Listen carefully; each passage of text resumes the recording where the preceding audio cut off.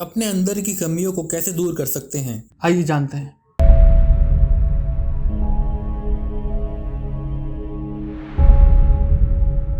ایک شخص بڑھاپے کی منزل کو پہنچ چکا تھا، مگر اس نے شادی نہیں کی تھی، اس لیے کیونکہ اس کو ایک آئیڈیل عورت کی تلاش تھی۔ لوگوں نے پوچھا کہ آپ کو زندگی بھر کوئی ایسی خاتون نہیں ملی جو آپ کی رفیق حیات بن سکیں؟ اس نے جواب دیا، ایک خاتون ایسی ملی تھی۔ تو انہوں نے کہا، پھر کیا ہوا؟ پھر شادی کیوں نہیں کری ان سے آپ نے؟ پھر اس نے کہا، مگر مشکل یہ تھی کہ وہ بھی اپنے لیے ایک آئیڈیل شوہر تلاش کر رہی تھی، اور بدقسمتی سے میں اس کے معیار پر پورا نہ اتر سکا۔ لوگ عام طور پر دوسروں کی کمیوں کو جاننے کے ماہر ہوتے ہیں، اس لیے ان کی کسی سے شادی نہیں ہوتی۔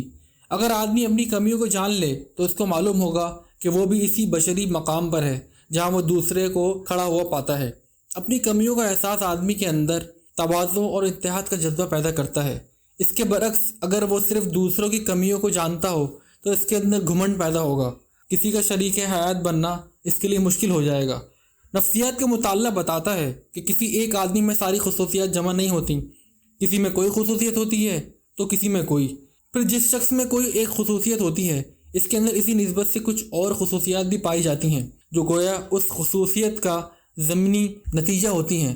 مثلا ایک شخص اگر بہادر ہے تو اسی نسبت سے اس کے اندر شدت ہوگی، ایک شخص شریف ہے تو اسی نسبت سے اس کے اندر نرمی ہوگی، ایک شخص حساس ہے تو اسی نسبت سے اس کے اندر غصہ ہوگا، ایک شخص ذہین ہے تو اسی نسبت سے اس کے اندر تنقیدی مادہ ہوگا، ایک شخص عملی صلاحیت زیادہ رکھتا ہے تو اسی نسبت سے اس کے اندر فکری استعداد کم ہوگی۔ ایسی حالت میں قابل عمل بات صرف ایک ہے، ہم جس شخص کے روشن پہلو سے فائدہ اٹھانا چاہتے ہیں اس کے تاریک پہلو کو نظر انداز کر دیں۔ یہی واحد تدبیر ہے جس سے ہم کسی کی صلاحیتوں کو اپنے لیے کارآمد بنا سکتے ہیں۔